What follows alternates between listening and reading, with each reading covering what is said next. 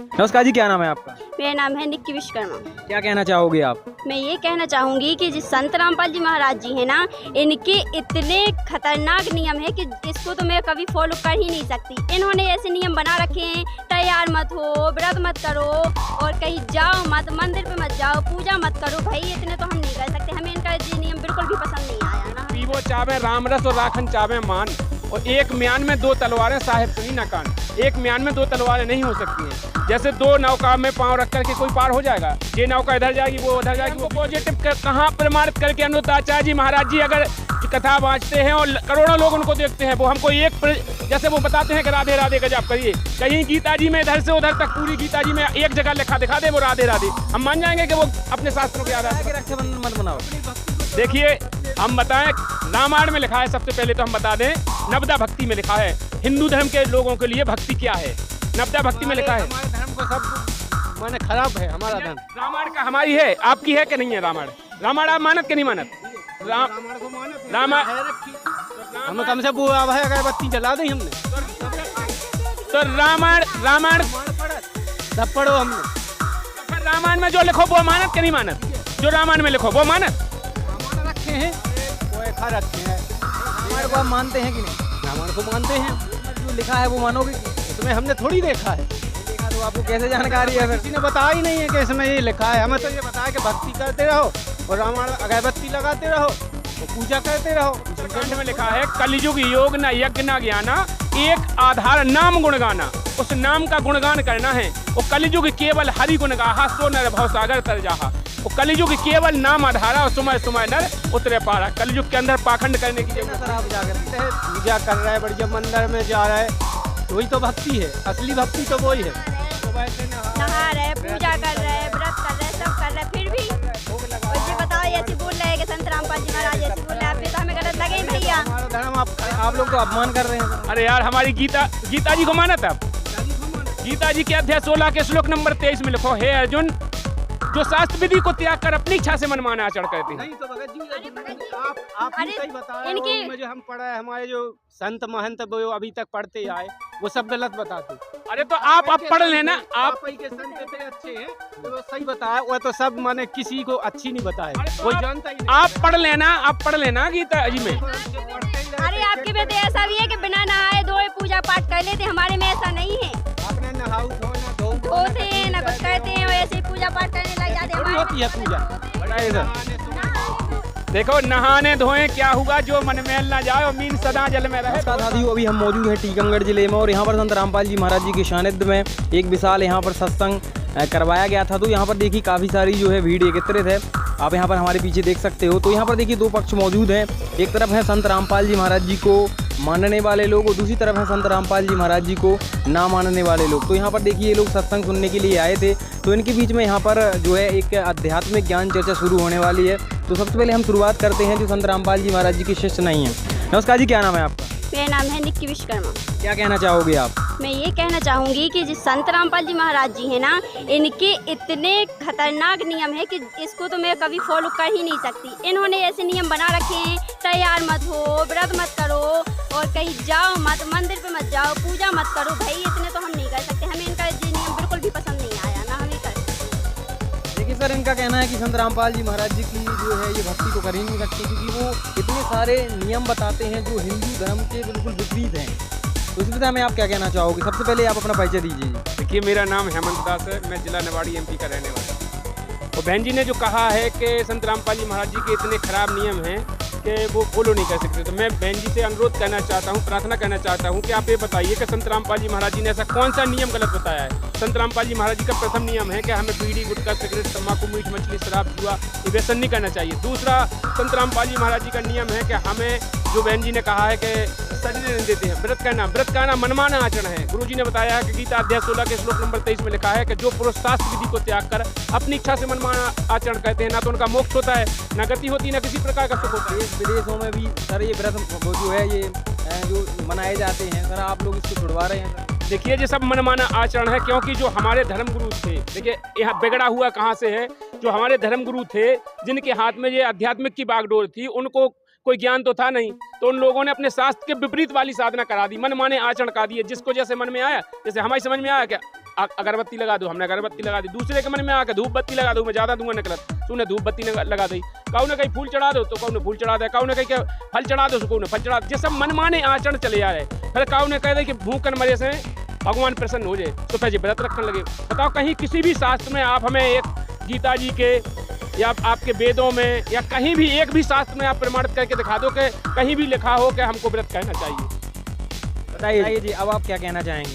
मैं ये कहना चाहूँगी कि जो हमारे हिंदू धर्म के गुरु हैं, जैसे अनिरुद्धाचार्य हो गए, जैसे और भी गुरु हैं, अन्य प्रकार के गुरु हैं, तो वो तो बोलते हैं कि व्रत करो, व्रत करने से मुक्ति होती है, व्रत करना चाहिए। जैसे करवा का व्रत हो गया, एकादशी का व्रत हो गया है, बहुत सारे व्रत हैं जो हम लोग करते हैं और उसे करना भी चाहिए।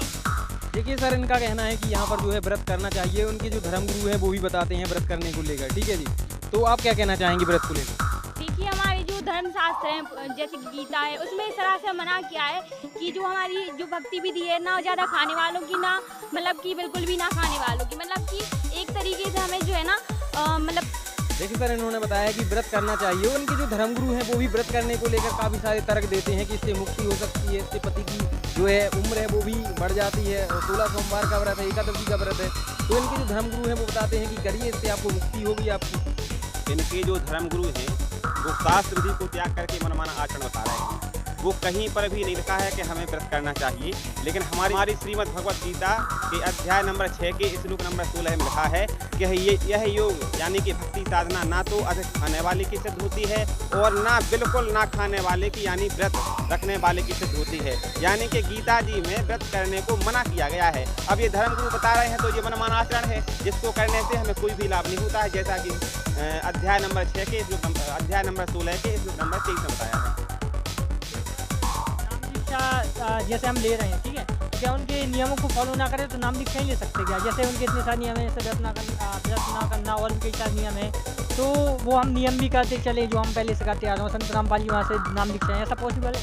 बताइए सर इस विषय में। ये संभव नहीं है। आप विचार करो कि अगर आपको कोई बीमारी है और आप डॉक्टर के पास जाओ इलाज कराने के लिए, और आप डॉक्टर आपको क्या है कि आपको दवाई देगा और साथ में आपको परहेज बताएगा कि आपको ये लाल मिर्च नहीं खानी, खटाई नहीं खानी है, तो आप कहो कि हम दवाई खाएंगे और परहेज नहीं करेंगे, तो आपका जो रोग है वो आपका ठीक नहीं हो सकता है। इसी तरह की बात नहीं हो रही ना, यहाँ मैंने नियमों को कहा कि नियम भी अपने पास जो धर्म चलते आ रहे हैं वो भी उसको भी फॉलो करें और साथ में नाम दीक्षा भी ले लें, हम ये कह रहे हैं। सही सर। देखिए सर, इन्होंने कहा है कि हम वो अपने पहले के व्रत कर रहे हैं वो भी करते रहे और संत रामपाल जी महाराज जी से नाम उपदेश ले लें। तो संत रामपाल जी महाराज जी ने एक वाणी बताई है कि पीवो चावे रामरस और राखन चावे मान, और एक म्यान में दो तलवारें साहिब सुनी ना कान। एक म्यान में दो तलवारें नहीं हो सकती हैं।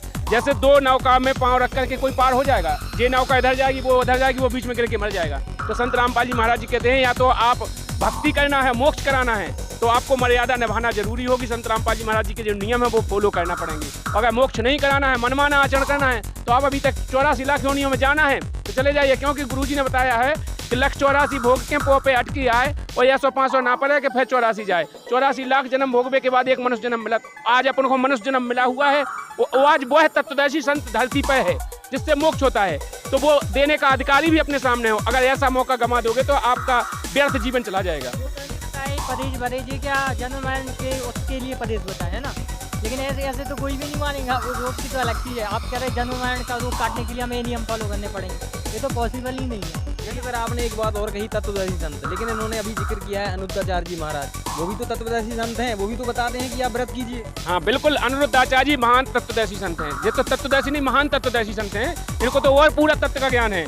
वो अभी लहसुन प्याज के बारे में उन्होंने एक बार बताया एक वीडियो में कि वो राहु का गला काट दिया तो उसमें एक बूंद गिरी सो लहसुन हो गया, एक से बूंद गिरी सो अमृत गिरी सो प्याज हो गया। फिर एक वेदों में लिखा है। हाँ, फिर एक और कहते हैं वो कि वो पड़ोसी ने बताई कि बच्चा ना होता हो जिस स्त्री को, तो गाय को गोबर वो खिला दो पहले जौ और गेहूँ, फिर उसका वो निकले गोबर उसको धो के उसके गेहूँ पिसा के फिर वो उसको भोग लगा के रोटी बना के फिर खिला दो, तो उससे बच्चा पे कितना अच्छा तत्व ज्ञान है। इतना आप लोग नेगेटिव चीजें पकड़ते हैं, पॉजिटिव भी तो देखिए उनका। तो पॉजिटिव एक बताइए हमको, पॉजिटिव कहाँ प्रमाणित करके अनिरुद्धाचार्य जी महाराज जी अगर कथा वाँचते हैं और करोड़ों लोग उनको देखते हैं, वो हमको एक जैसे वो बताते हैं कि राधे राधे का जाप करिए, कहीं गीता जी में इधर से उधर तक पूरी गीता जी में एक जगह लिखा दिखा दे वो राधे राधे, हम मान जाएंगे कि वो अपने शास्त्रों के आधार से भक्ति देते हैं, अपने शास्त्रों के आधार से ज्ञान देते हैं। वे सब मनमाना आचरण कहते हैं, लोगों को रिझाते जरूर हैं। महिलाओं को भाइयों को रिझाते जरूर हैं, बढ़िया बढ़िया गाना गाएंगे मंच से, बढ़िया बढ़िया उनको नचाएंगे और डांस करके घरे भगा देंगे। इसके अलावा उनके पास कुछ भी नहीं है। यही तत्व ज्ञान है उनका। बताइए जी। सर मेरा एक प्रश्न और है इनसे, ये लोग रक्षाबंधन को मना करते हैं कि रक्षाबंधन में राखी नहीं बांधे भाई को, हम क्यों ना बांधे राखी अपने भाइयों को? बताइए जी। देखिए बहन जी ने कहा है कि रक्षाबंधन पर हम अपने भाई को राखी क्यों नहीं बांधे। राखी बांधने की पहले तो ये बताओ कि परंपरा कहाँ से चली है, किस शास्त्र में लिखा है राखी बांधने के लिए, किस ग्रंथ में किसने किसको राखी बांधी है, कहीं परंपरा है इसकी? पहले तो चला आ रहा है तो उसको फॉलो करना हमारा कर्तव्य है। नहीं, और ये अनुद्धाचार्य महाराज जी का प्रवचन सुनते हैं तो वो तो कहते हैं रक्षाबंधन का त्योहार मनाइए बढ़िया, उससे भी फायदा होता है। देखिए अगर भाई रक्षा कर सकता बहन की, राखी बांधने वाली बहन की जैसे रक्षाबंधन उन्होंने बांधा, रक्षा करेगा मेरा भाई। अगर वो रक्षा कर सकता है तो वो खुद की रक्षा नहीं कर पाएगा, फिर बहन की कैसे? जैसे आपने देखा हो हजारों लोग उसी दिन उनकी बहन घर रक्षाबंधन के लिए बैठी होती है, वो अपने ड्यूटी से आ रहे हैं या कहीं से आ रहे हैं, आने में रास्ते में एक्सीडेंट में मर जाते हैं, कुछ भी हो जाती है, दुर्घटना उसमें मर जाते हैं। जब वो अपनी रक्षा नहीं कर पाए, वो बहन की रक्षा क्या करेंगे? पहले तो ये बताइए। टाइम आ गया होगा। अरे यार टाइम आ गया होगा तो फिर उसकी फिर रक्षाबंधन का महत्व क्या हुआ? फिर रक्षाबंधन जब जिसका टाइम आना है उसे मरना है, फिर हम रक्षाबंधन किस लिए मानेंगे? तो उसी दिन का टाइम रहता है तो वो खत्म हो जाते हैं। देखिए तो यहाँ पर एक कवि साहब ने वाणी लिखी है कि राई घटे न तिल बढ़े, विद न लिखे जो लेख। जो विधाता ने लिखा है उसे ना एक राई कम किया जा सकता है, ना एक तिल बढ़ाया जा सकता है। वो यहाँ का विधाता है, उसने लिखा है कि राई घटे न तिल बढ़े, विद न लिखे जो लेख, लेकिन साचा सतगुरु मेट दे। सतगुरु अगर सच्चा होगा तो साचा सतगुरु मेट दे, ऊपर मार दे मेघ। वो सतगुरु अपनी मोहर लगा देगा। करम भरम ब्रह्मांड के पल में कर दूं नेस, वो जिन हमरी दुहाई दही करो हमारे पेश। वो पूर्ण परमात्मा का अवतार जो होता है वो पूर्ण संत होता है, तत्वदर्शी संत होता है। उसके वचन में पावर होती है, वो अपने कर्मों को मेट सकता है, अपने कर्म काट सकता है, मृत्यु भी टाल सकता है। बताइए जी, क्या कहना चाहोगे आप? देखिए जैसा कि रक्षाबंधन का आपने इस बात को मतलब कितना किया, लेकिन हमें आपको इतना नहीं खींचना था। हमने केवल यही पूछा कि रक्षाबंधन क्यों ना मनाए। वो तो एक त्यौहार होता है, खुशी का माहौल होता है, खुशी का दिन होता है, साल में एक दिन आता है। तो बस यही उन्होंने सिंपल सा पूछा कि हम क्यों ना मनाए, है ना? बताइए जी। इसलिए नहीं मनाया कि वो मनमाना आचरण है। सारे मनमाना आचरण है, आप ही बताइए। हमने इसलिए कहा है कि मनमाना आचरण, आप कहने तो भक्ति और ये कहने तो मनमाना आचरण। हम करते हैं तो प्रमाणित करते हैं ना, हमारे ग्रंथों में जो भक्ति लिखी हुई है। कहाँ है पैमान? आपके ग्रंथ में कहाँ है पैमान? ये कहाँ लिखा है कि रक्षाबंधन मत मनाओ? देखिए हम बताएं, रामायण में लिखा है। सबसे पहले तो हम बता दें, नवदा भक्ति में लिखा है। हिंदू धर्म के लोगों के लिए भक्ति क्या है, नवदा भक्ति में लिखा है। हमारे धर्म को सब माने खराब है हमारा धर्म। रामायण का हमारी है, आपकी है कि नहीं है? रामायण आप मानत के नहीं मानत? रामायण को मानत, रामायण हमें कम से वो अगरबत्ती जला दी हमने। तो रामायण सब पढ़ो हमने। तो फिर रामायण में जो लिखो वो मानत के नहीं मानत? जो रामायण में लिखो वो मानत? रामायण रखे हैं, पोएखा रखे हैं। रामायण को आप मानते हैं कि नहीं? रामायण को मानते हैं हम। उसमें जो लिखा है वो मानोगे कि नहीं? उसमें हमने थोड़ी देखा है। नहीं देखा तो आपको कैसे जानकारी है? किसी ने बताया ही नहीं है कि इसमें ये लिखा है। हमें तो ये बताया कि भक्ति करते रहो और रामायण अगरबत्ती लगाते रहो और पूजा करते रहो, इसी से मोक्ष हो जाएगा। नहीं, आप सुन लीजिए थोड़ा। उत्तरकांड में लिखा है, कलयुग योग न यज्ञ न ज्ञाना, एक आधार नाम गुण गाना। उस नाम का गुणगान करना है। वो कलयुग केवल हरि गुण गाहा, सो नर भव सागर तर जाहा। वो कलयुग केवल नाम आधारा और सुमय सुमय नर उतरे पारा। कलयुग के अंदर पाखंड करने की जरूरत नहीं है। आप देख लेना सर, आप जाकर पूजा कर रहा है, बढ़िया मंदिर में जा रहा है, तो वही तो भक्ति है। असली भक्ति तो वही है। तो वैसे नहा रहे, पूजा कर रहे, व्रत कर रहे, सब कर रहे, फिर भी और जी बताओ ऐसे बोल रहे हैं कि संत रामपाल जी महाराज ऐसे बोल रहे हैं, तो हमें गलत लगे ही भैया। हमारा धर्म आप लोग तो अपमान कर रहे हैं सर। अरे यार हमारी गीता जी को मानत है। गीता जी के अध्याय 16 के श्लोक नंबर 23 में लिखो, हे अर्जुन, जो शास्त्र विधि को त्याग कर अपनी इच्छा से मनमाना आचरण करते हैं। अरे इनकी हम पढ़ा है, हमारे जो संत महंत वो अभी तक पढ़ते आए वो सब गलत बताते। अरे तो आप अब पढ़ लेना। आप सही बताया, वो तो सब माने किसी को अच्छी नहीं बताए, कोई जानता ही नहीं। आप पढ़ लेना गीता जी में। अरे आपके में तो ऐसा भी है कि बिना नहाए धोए पूजा पाठ कर लेते, हमारे में ऐसा नहीं है। आपने नहाऊ धोते हैं ना कुछ करते हैं, ऐसे ही पूजा पाठ करने लग जाते हैं। हमारे होती है पूजा। बताइए सर। देखो नहाने धोए क्या हुआ, जो मन मैल ना जाए और मीन सदा जल में रहे, धोए वास ना जाए। नहाए धोए से देखो का भाव, नहाए धोए से गंग के नहाए से का भाव, मीन काय ना तर गई जो हमेशा जल में रहता है। का भाव जटा के रखा से मोर काय ना तर गई जी को सवा हाथ को पर है। कावा मूड़ के मुड़ाए से भेड़ काय न तर गई जो साल में 2-2 बार मुड़त है। देखो इन पाखंडन से मोक्ष नहीं होगा, मोक्ष होगा सतभक्ति करने से। गीता अध्याय 17 के श्लोक नंबर 23 में लिखा है ओम तत्सत 3 निर्देश 3 प्रकार का जो मंत्र तत्वदर्शी संत के द्वारा देगा उसके द्वारा मोक्ष होगा। देखिए सर, यहाँ पर अभी हमारे साथ एक महाराज जी जुड़ चुके हैं, तो इनसे भी हम थोड़ा बातचीत करने की कोशिश करते हैं। नमस्कार जी, क्या नाम है आपका? हाँ जी, हरवान आप क्या जानना चाहते हो? आप क्या जानना चाहते हो संत रामपाल जी महाराज जी के बारे में? बारे में सही हिसाब किताब है, शादीशुदा का। शासन सुना? अभी सुन के तो कैसा लगा आपको? अच्छा लगा। ठीक है। सब ठीक है। और जो शादीशुदा होती है तो कैद में डूब जाते, माँ बाप दोनों तरफ के फंस जाते हैं कैद में। 5 साल 6 साल तक कभी कैद नहीं चुका पाते, जो लोग दूसरी बच्ची या बच्चा की शादी होती है। इसलिए जो हमको अच्छा लगा है कि कैद से ही मुक्त है, नियम बोलचाल वाणी सही है। सत्संग सुनकर आपको कैसा लगा? बढ़िया लगा, सत्संग तो बहुत बढ़िया लगा है। और ऐसा सब सुधर जाए देश तो सब सुसंत हो जाएगा इंसान। आपने क्या सोचा है फिर सत्संग सुनने के बाद? सत्संग सुनने के बाद तो अब सत्संग हर जगह सुन भी जाते हैं। आप जुड़ना चाहेंगे संत रामपाल जी महाराज जी? अब जुड़ेंगे, हम सब जने जुड़ेंगे। जब अबे 3 जने जुड़ेंगे अभी, आपके परिवार से लोग जुड़े हैं? और कहाँ बच्चे ही। देखिए सर, यहाँ पर ये जो सर हैं वो सुनने आए थे सत्संग, उनको काफ़ी अच्छा लगा।